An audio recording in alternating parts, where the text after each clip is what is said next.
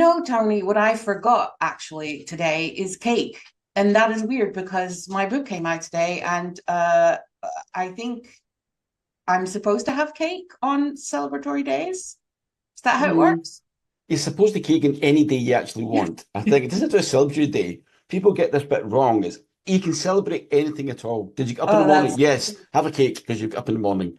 It's an old lady taught me this on a cruise I was on about 10 years ago.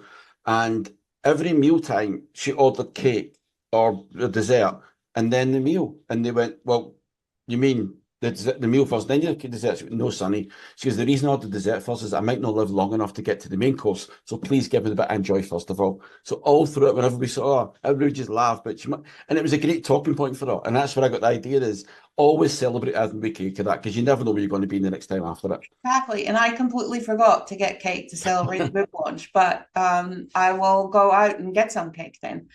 Hmm. So thank you so much for joining me on this first conversation, but also the day that the book is actually coming out. We're gonna be reading a chapter from the Ugly Duckling Diary today. Tony, you call yourself an empowerment leadership. Leadership coach. Yes. I usually refer to you as the brain man because you understand how brains work.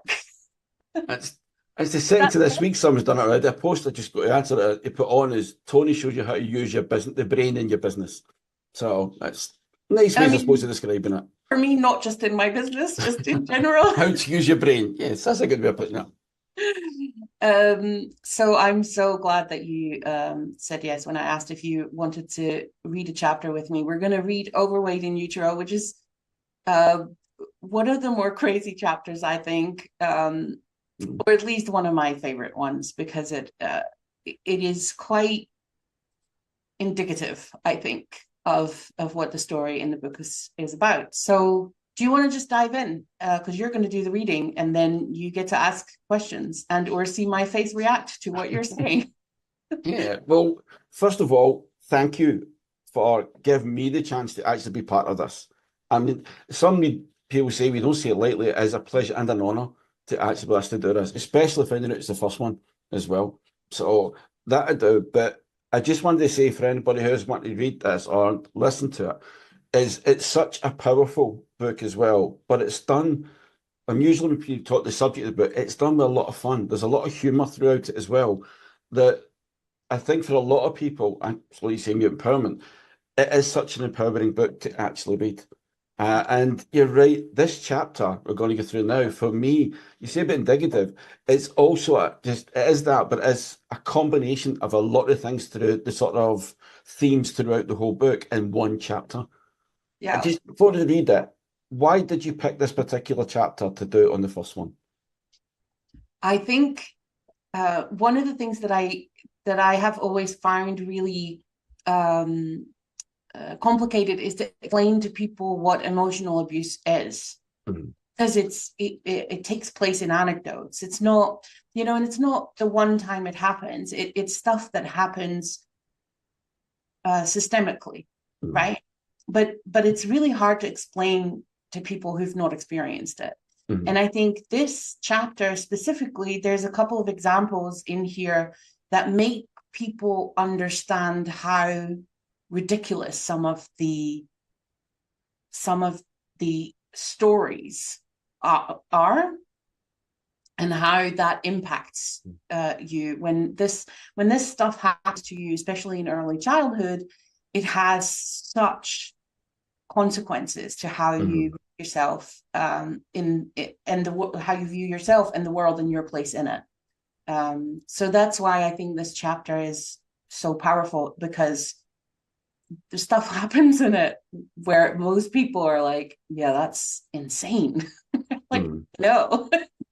Yeah, I think you're right. The thing about for a lot of people understanding anything like this is that you're right. They think it's a one-off thing that happens to someone. Like they always think when you say trauma or abuse is something major, but they don't realize major can be for one person not the same as another. But also if it's happened consistently all the time, that's such a huge part impact someone right throughout their life.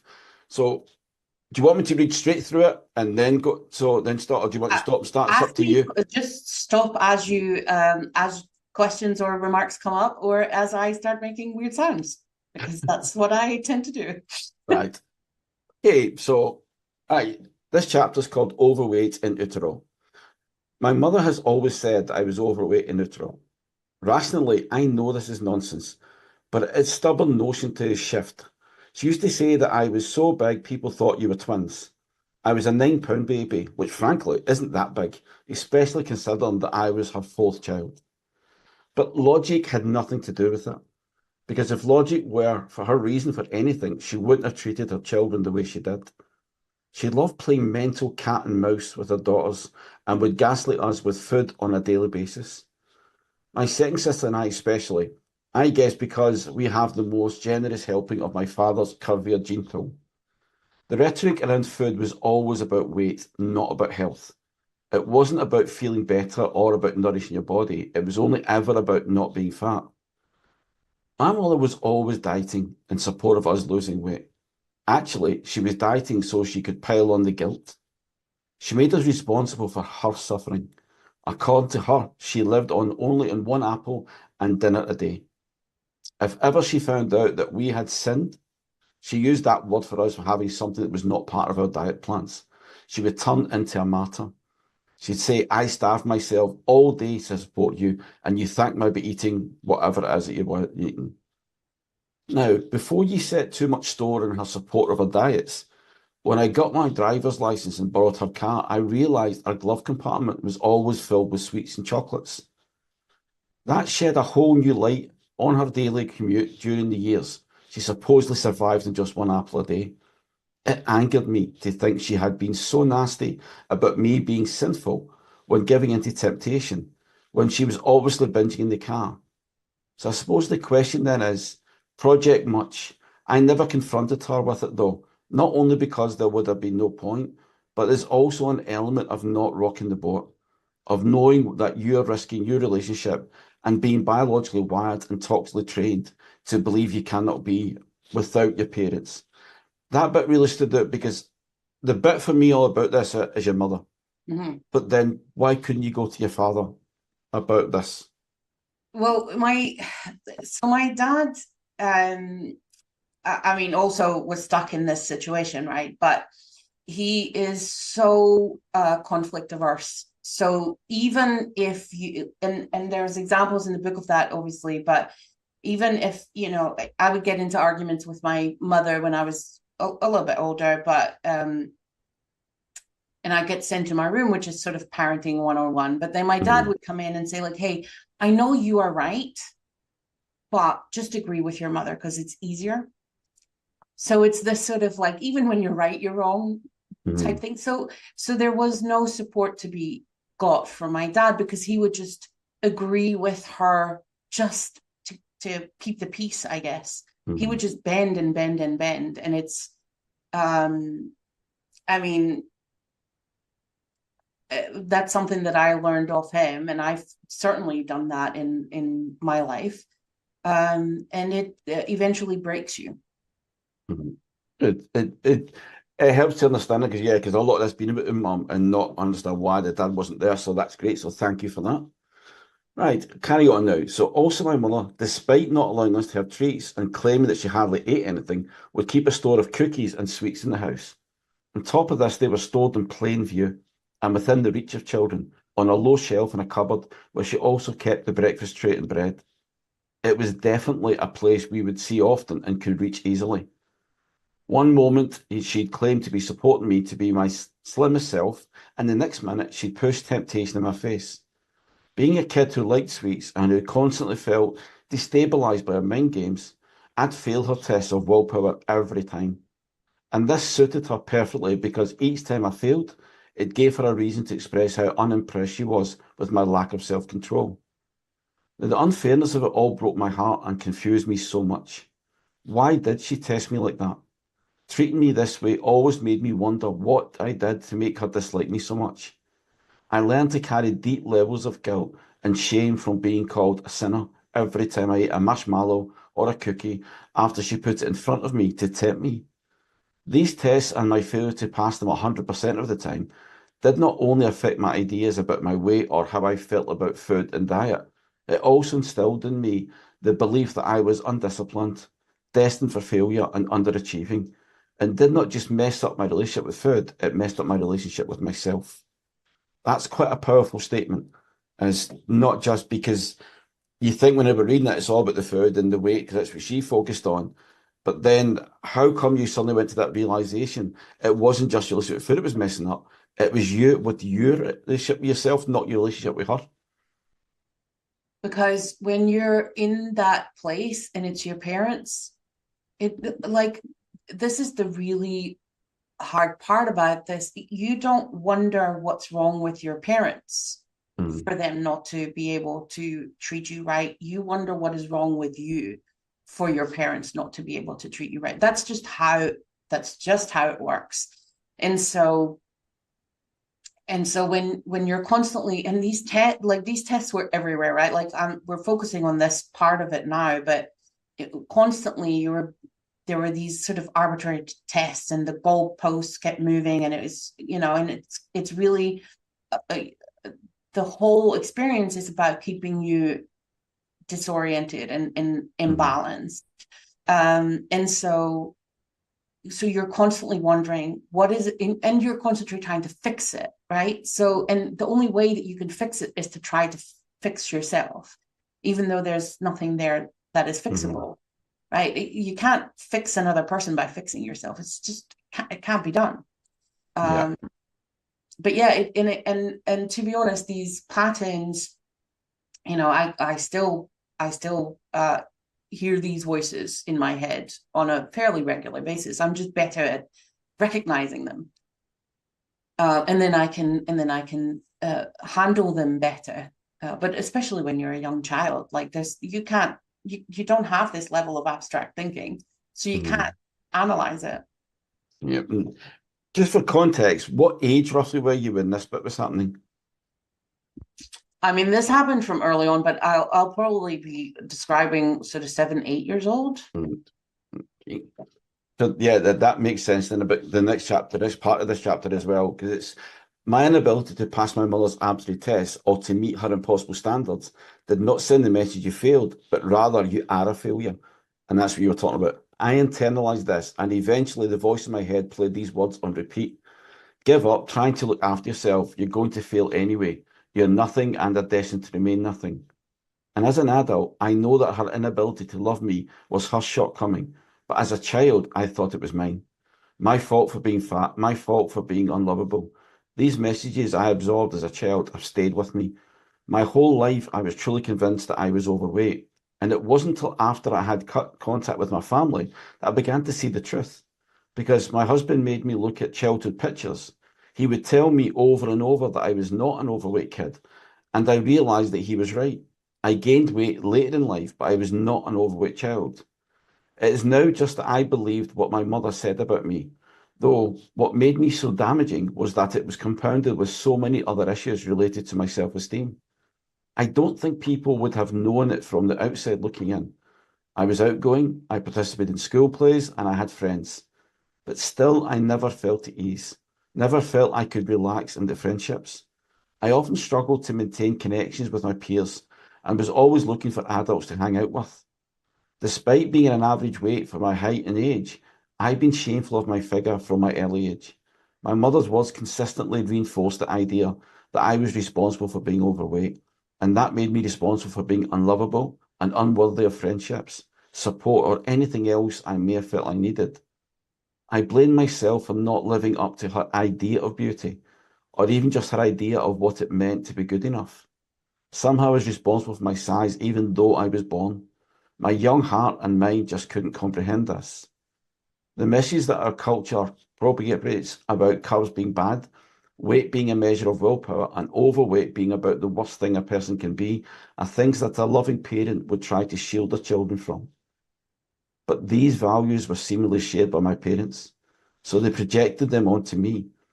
It was always at the forefront of our lives because they were obsessed with keeping up appearances. There's something with that stuck out to me because a comment you made earlier in the chapter about you and one of your sisters who had the genes of the curvier side of your dad. So did your dad have the same issue with your mum? Around weight and Yeah. stuff. Oh, yeah, especially later in life. My dad got Parkinson's, and so that obviously impeded his ability to move. Mm, And he gained weight during that, and also a ton of medication, which I'm sure will have impacted the whole mm, system as well. But yeah, that definitely was a thing as well. And but there, yeah, and it just the criticism, not just of us, but just everybody, and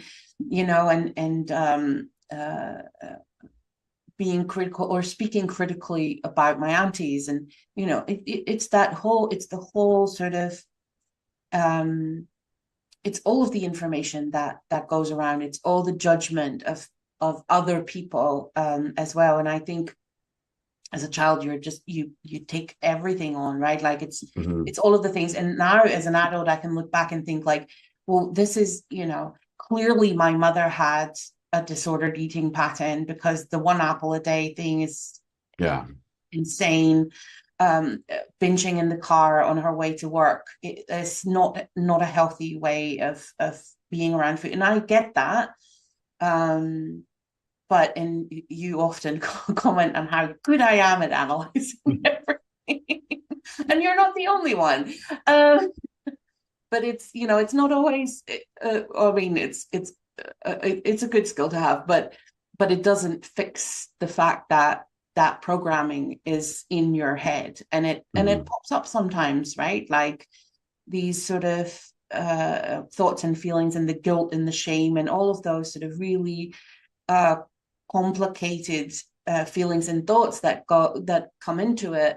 um that required a lot of unpacking and a lot of practicing to not feel bad when mm, and because the weird thing is that it then doesn't only apply to, oh, when I have a biscuit, or when I have a sweet. it mm, it's just when you have food, and you can't kind of stop having food in order to mm. not feel those feelings. So you're going to have to unpack the feelings instead, Yeah. which fun. Mm. Carry on now.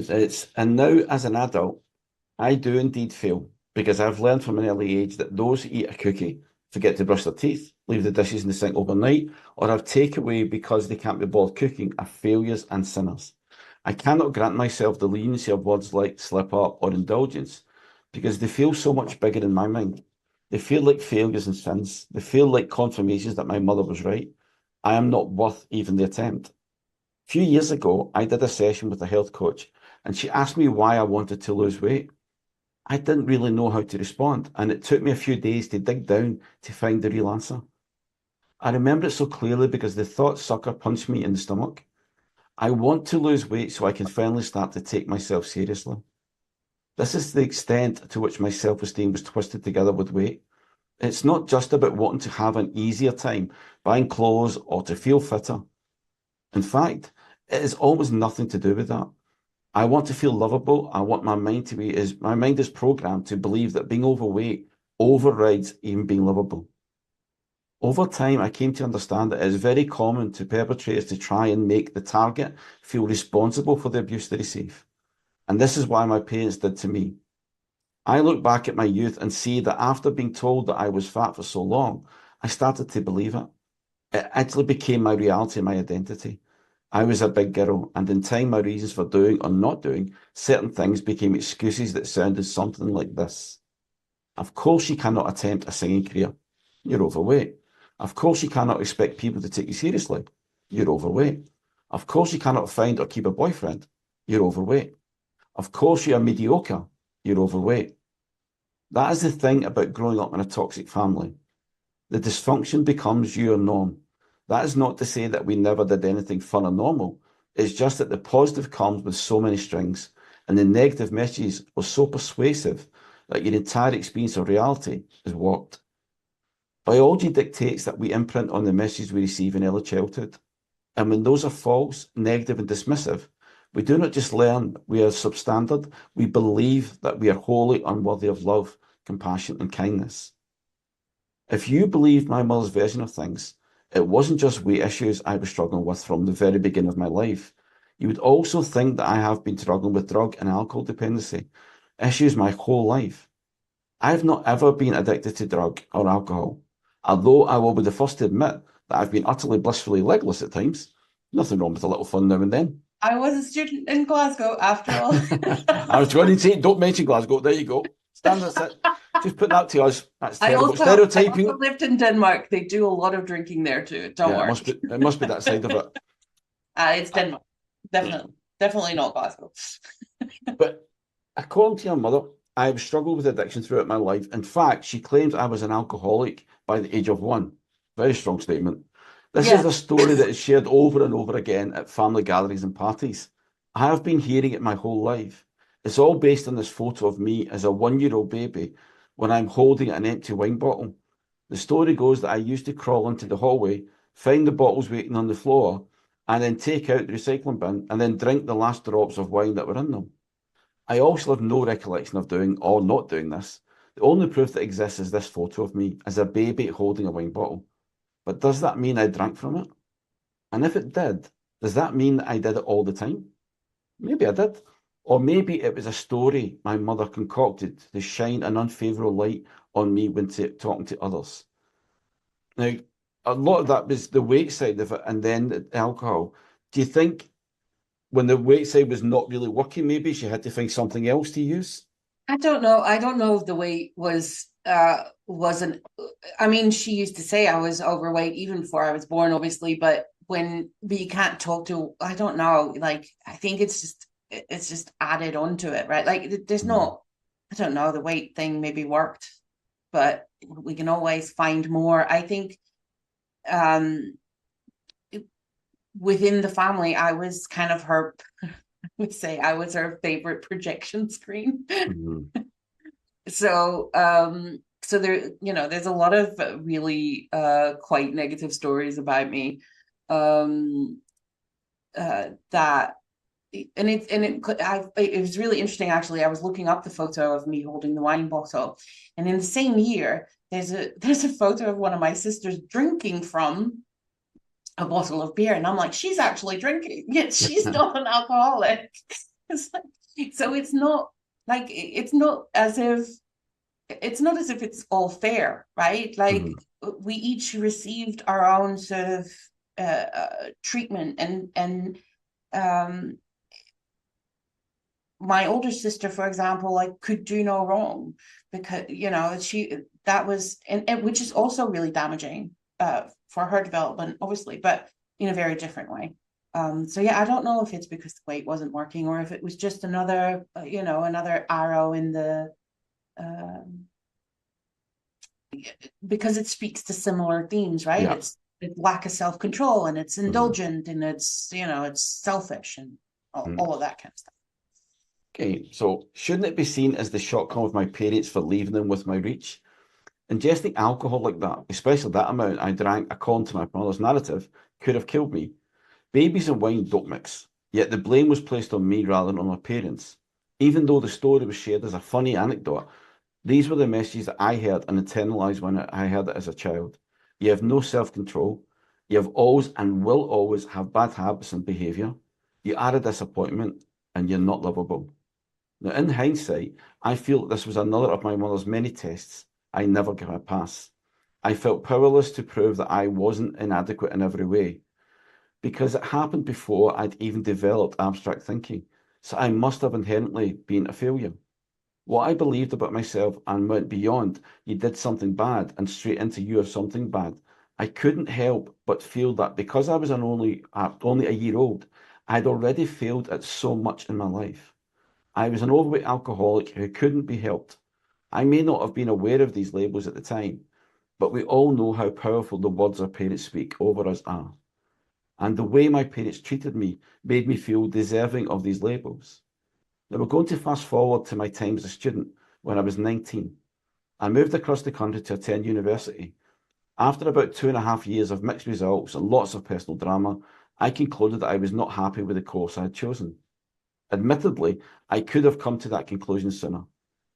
There was just so much going on that I assumed the personal drama was causing me to feel overwhelmed with my studies. People walk paths they discover aren't right for them sometimes, and they decide to change their course in order to redirect. It happens all the time, and I thought it wasn't a big deal that I dropped out. I moved back in with my parents and I found myself a job. While doing this, I enrolled in a course that was better suited for me, English and education, and I passed all my exams and assessments on the first try, and with great results too. 3 years later, I had not just earned one, but two degrees and an ESL teaching certificate. It wasn't until a few years later that I found out about the horrible lies my parents spread about me when I had dropped out of university the first time.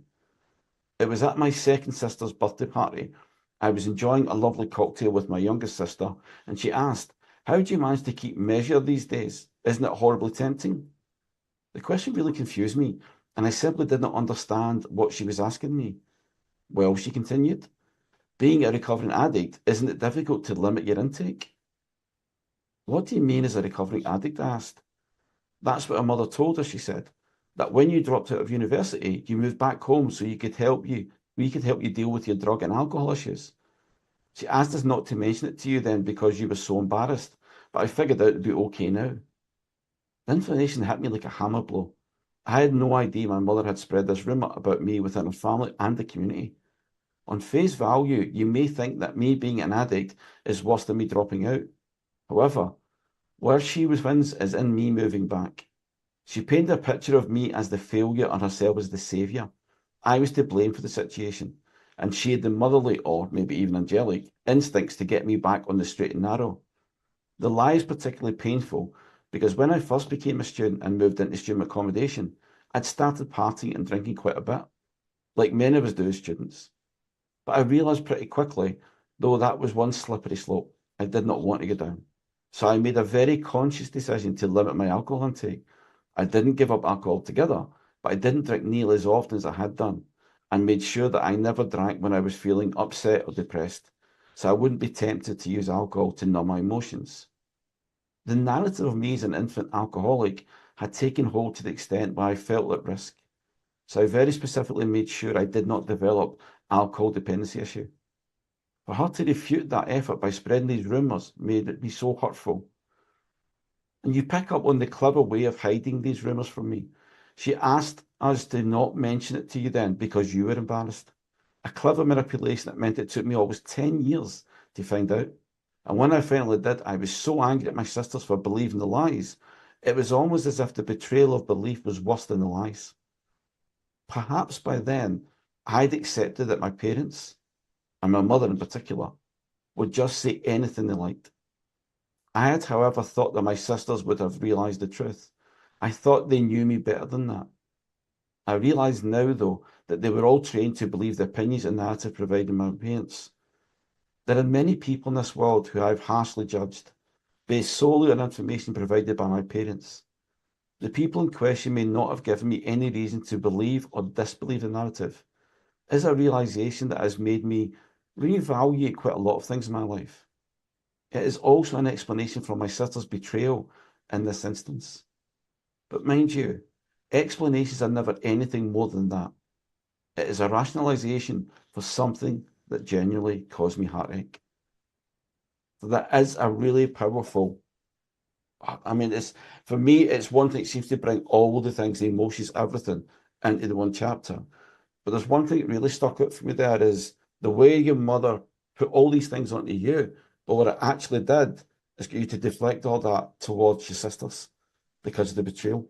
Mm-hmm. That seems to, when you read that, and that what sticks to me out there is she caused that problem between you and your sisters, all with a lie she told, but the lie wasn't even to you. The lie was to them. Yeah. That you felt betrayed. Yeah, there's a lot of there's a lot of manipulation of the sort of interpersonal relationships between all the sisters. Um, I go into that more as well, but there's these moments where um things happen between sisters and we might think, well, that's just children being children, and that's completely true. Mm-hmm. But when that behavior is not just tolerated but reinforced, it really messes with the relationships and the bonds between sisters, right? Like, so and it means that boundaries were always an issue, trust was always an issue. Like, I I always, and it's really strange because I always used to think I was quite close to my sisters, but I realized that we spoke about each other a lot more so than to each other. So, and you know, and being so comfortable talking about people with such judgment is definitely something that, you know, we learned, because you're allowed to speak about your family members in that way. And really, now, and I mean, I've been out of this whole dynamic for about 13 years now.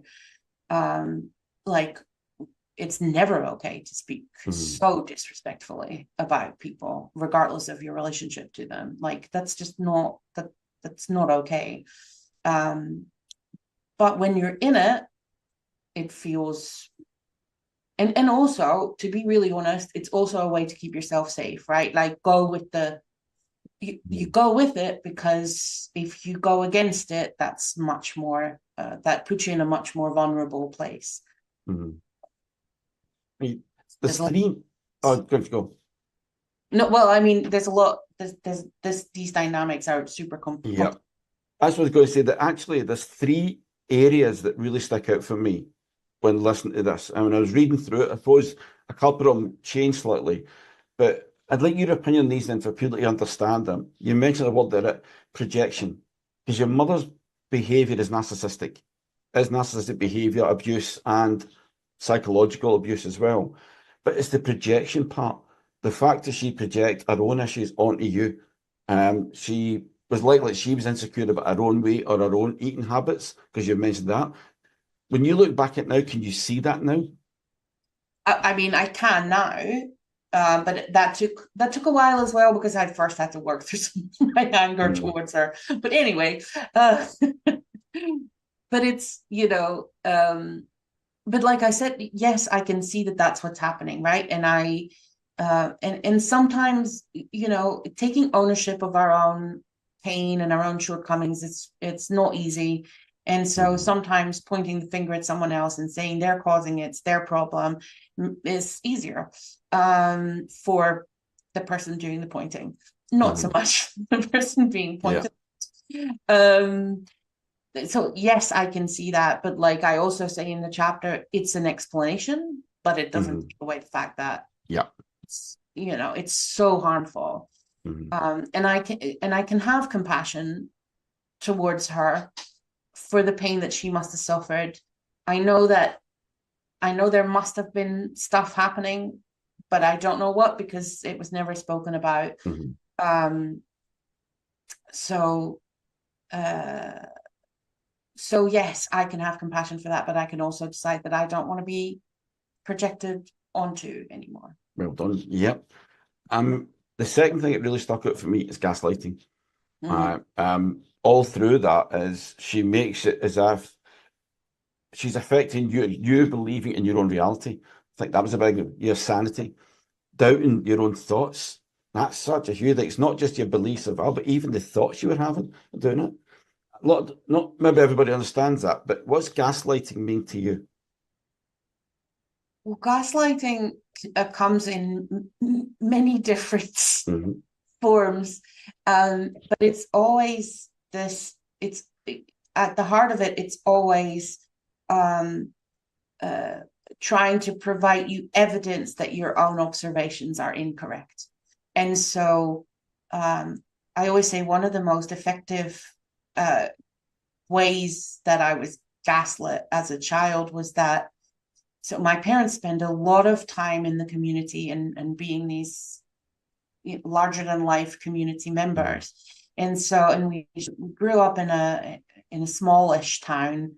Um, so even though I felt all these things and all this negativity in the house, the whole community celebrated my parents and told Hmm. us how wonderful it must be to grow up with these amazing people. And it creates this sort of, well, it creates cognitive dissonance, right? Like Mm, it means that there's these two thoughts that are at odds, that are both trying to exist in your life mm, or in your head, and you can't make sense of it.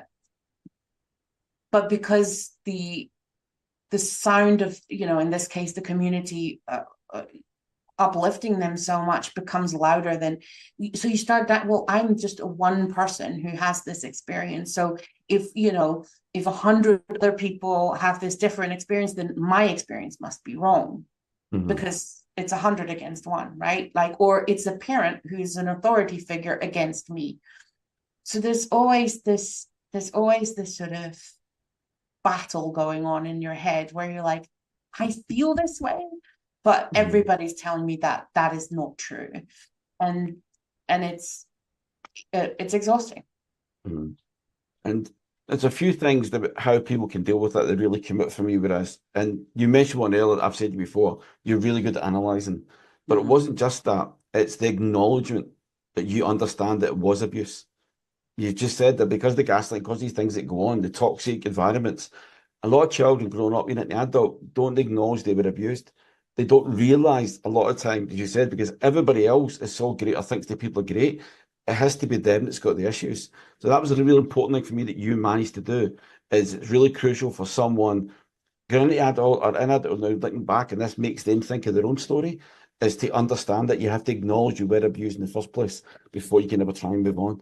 And honestly, it took me a long time to call what happened abuse, because it's such a loaded term, and we think about it as you being beaten, or Mhm, those sort of physical assault mhm, things. But any form of abuse starts with emotional abuse, mhm, because first you have to push the boundaries back, right? I often, so this is also in the book, but I'll just tell the story anyway. I used to work for someone who used to slap me across the head for making typos, which is a very healthy work environment.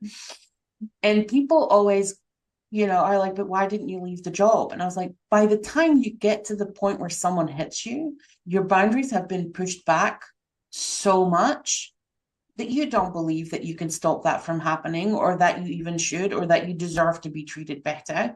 Like, this is not, if that would happen during a job interview, sure, I mhm, would go for the job, right? But that's not how these things happen. Your sense of reality, your sense of self is first stripped back. And mhm. that's the emotional abuse. Yeah. And I think you mentioned the boundaries, and boundaries are so important. And for me, the one that stuck out really well there, the biggest boundary that you made was actually breaking contact with your family. Yeah. That's the biggest boundary that comes out of this to start a healing process. You had to do that. How difficult, even though it was all the abuse, all the things that happened, how difficult was it for you to cut off from everybody? Heartbreaking. And it still is sometimes, right? Because it's weird, because I made the choice, and I still believe it was the choice that I had to make. Um, but it also means that you step away from everything that and you have to start again, Mhm, because it's not just my parents. It then also became my sisters a few years later, mhm. but it's the whole community. It's Yeah. everything you grew up with. It's the place you grew up in. It's like everything is gone. And that is uh and the only reason you do it, because, and this is hard to explain to people, because people think I did that because I was angry at my parents. I didn't get to anger until much later. uh um but it is, like I said, I couldn't heal myself and become a better person to myself and to the people around me, if I continued to have all that trauma projected onto me Mhm. the whole time. You can't heal from the hurt while you're still in the place that hurts. Yeah. That's the only reason that I did it. And like I said, I got to anger at some point, and then I got back to compassion. Like, I honestly, I don't hold a grudge towards my parents or my family. I just can't be part of it anymore. Mhm. That's quite a powerful thing to say. And it gives me the next bit. I was thinking, I was reframing things, how you've looked at that. reframing is such a powerful thing. You did a great part of it through there. I think you mentioned your husband was involved as well, about getting you look at childhood pictures to get that realization. Actually, I never was overweight, but it was something you hadn't done before. So you had to find a way, a I couldn't time see to it reframe it. either.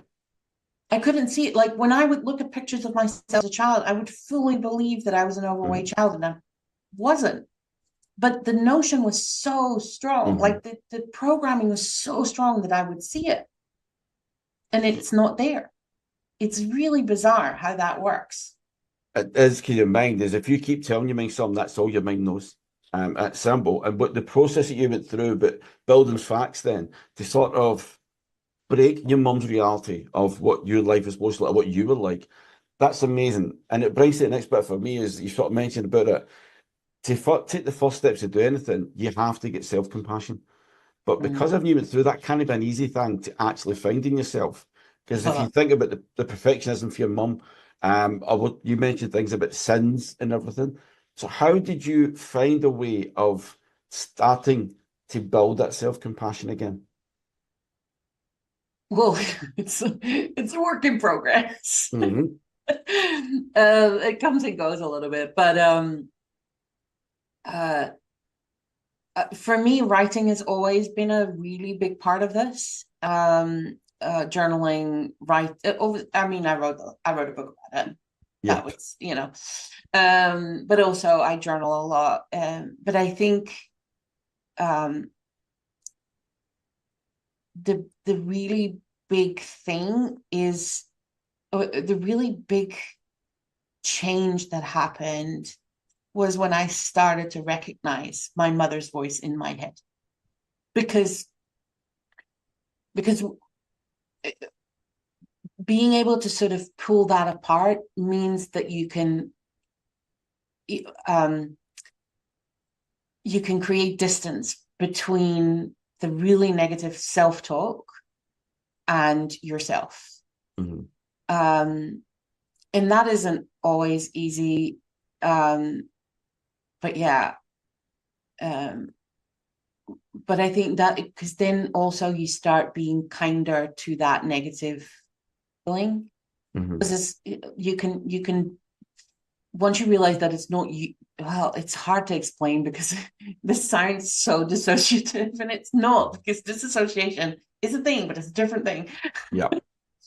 um but it's like you have to create some space um in your thinking for a more compassionate side to be able to stand a chance to develop, right? Hmm. um and how you do that is a shit ton of therapy. uh,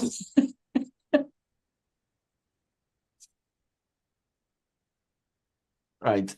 One thing then that's for me, the last bit of this mhm, is you said that all these things that happened to you, all through most of the chapter anyway, was all about you. mhm. But it got so bad that actually it impacted you harshly, judging it, you put it to other people because of what your parents might have said. Now, that's understandable, really challenge these internal thoughts that you said there that you have all the time. The biggest thing you can do that is self-awareness. I call it a superpower of people. If you can get self-aware, how did you manage to do that? That actually be not just compassion for you, but for other people as well? Because you said and mentioned that's how you were impacted. I mean, my early on in my healing journey, and next week I'm going to be talking to Wanda Goodman, who was a co-founder of mine for So Notice, Hmm. which was a peer support platform. And honestly, talking to other survivors is one of the best things you can do, because then you can, Hmm. and we always used to say like, oh, it's so great to just be able to tell a story about my childhood and not have to say this is going to sound insane, but um and so I think being part of that community and having these conversations with other people who have similar experiences, it means that you can start looking at it from the outside in Hmm. much more effectively, because suddenly you're seeing the gameplay, you're seeing the manipulations that are going on. And you can do that because you're talking to people who've experienced those same manipulations. Honestly, connecting with other people who have had the same, and this is part of why I have wanted to put this book out, is you're not in this alone. This is how it happens. Now go look at your own story and see how it's happening for you. The only disadvantage of that is that once you see patterns like this, you start seeing them everywhere. Yes. That's what I was going to say is if you could give one piece of advice to anybody that is going through this or been through this, what would it be? Because to me, that's one of the things you realize is not to play down things, but also don't look at every single thing as being the exact same. Yeah. Well, not as it being the exact same, but also like give yourself some grace. You don't have to heal every aspect of 32 years of your life in a week. I have shoved some stuff down to the back rooms of my brain, and I'm getting to them now. Super fun. But it's this sort of, some things are so big that they require us to first build up our strength a little bit, and to develop the self-care habits that we need in order to actually tackle these things. And so it's totally okay to not deal with some of the stuff right from the get-go. Yeah, and it's the thing, it's like a cliched saying, but took one day at a time. But Yeah. it's like the same thing with that, it's taking one thing at a time. And you're right. And it's you mentioned something right at the beginning of this. When they do take one thing at a time and you overcome that, they have to have cake. Right? Every time you do that, that's the rule, isn't it? You have to have cake and smile. Because Well, that's the thing. celebration is important.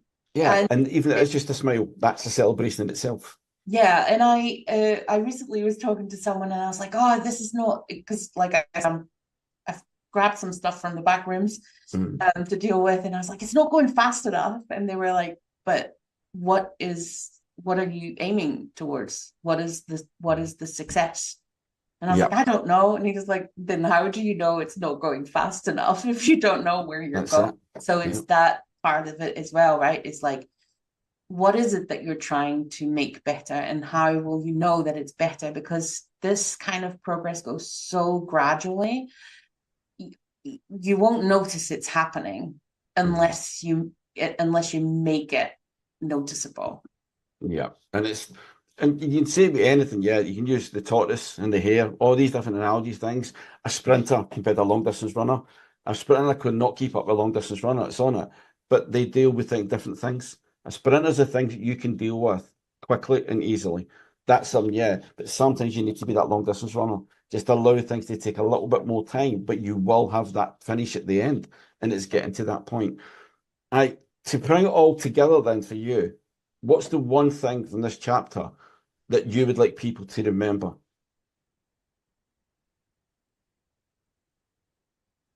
Well, it's where we started the conversation as well, right? It's not the one story that's told about you. It's all of the stories and the Mhm. repeating of the stories and it and these this this is how this is how we now view the world, because we view the world through stories, the stories we Mhm. tell ourselves, the stories we are told, and how that impacts how we see ourselves in the world and our place in it. And so know that the stories that have made you feel the way that you're feeling, you can change those stories and Mhm. change how it is that you feel and that you see yourself. um and that is, I mean, obviously I'm also just a storyteller, but that's really what I think can give us hope Yeah. when we're in the thick of it. We can recreate this, we can change the narrative. It Mhm. just takes time and effort. Yeah. And the thing I love about it is you've mentioned the storytelling so much, and it is something you're so gifted at in storytelling. But there's also a thing called the Book of Life. And the Book of Life just is up to this point in your life, all the chapters have been written.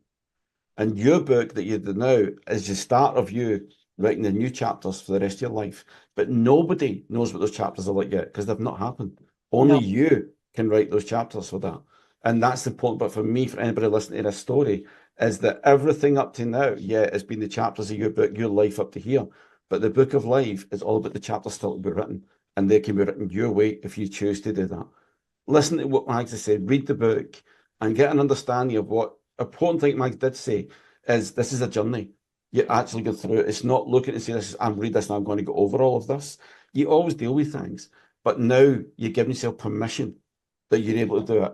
You're actually having the choice to write those chapters for the rest of it. So thank you so much, Mike, not only for the book itself, but for allowing me to be part of this story as well, for doing it today. Thank you so much. Thank you. Yeah, and I'll be back next week with Wanda. Well, we'll talk about why we set up the so notice the peer support platform. It doesn't exist anymore, but it's was such a big part of our journey. It's really what's at the basis of this book as well. And we talk a little bit about how weird our